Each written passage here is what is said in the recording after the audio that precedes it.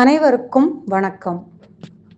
இந்த பதிவில் சந்திரன் கர்மாவை கொண்ட நட்சத்திரங்களை பற்றிலாம் பார்க்கலாம்.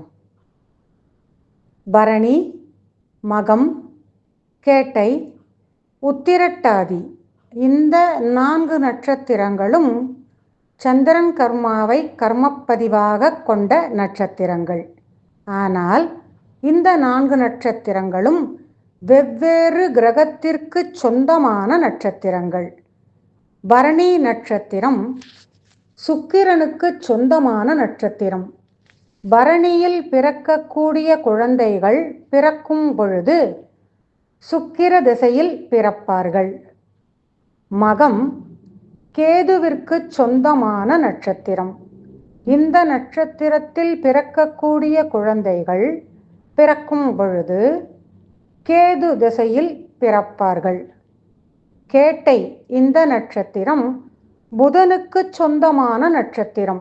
இந்த நட்சத்திரத்தில் பிறக்கக்கூடிய குழந்தைகள் பிறக்கும் பொழுது புதன் திசையில் பிறப்பார்கள். உத்திரட்டாதி இந்த நட்சத்திரம் சனிக்கு சொந்தமான நட்சத்திரம். இந்த நட்சத்திரத்தில் பிறக்கக்கூடிய குழந்தைகள் பிறக்கும் பொழுது சனி திசையில் பிறப்பார்கள். 4 நட்சத்திரங்களும் வெவ்வேறு கிரகங்களுக்கு சொந்தமானதாக இருந்தாலும் இந்த 4 நட்சத்திரங்களும் ஒரே மரபணு தொடர்பை கொண்ட நட்சத்திரங்கள். ஒரு குடும்பத்தில் பரணியில் குழந்தை பிறந்தால் அதே குடும்பத்தில் தாய் வழியிலோ தந்தை வழியிலோ மற்ற 3 நட்சத்திரங்களும் உள்ளது என்பதுதான் பொருள்.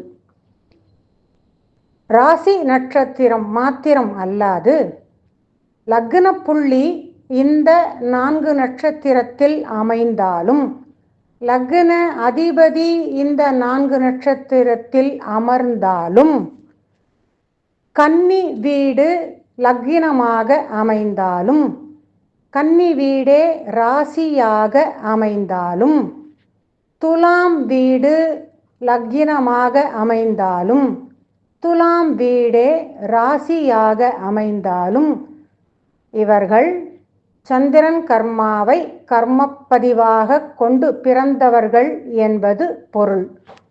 நன்றி, வணக்கம்.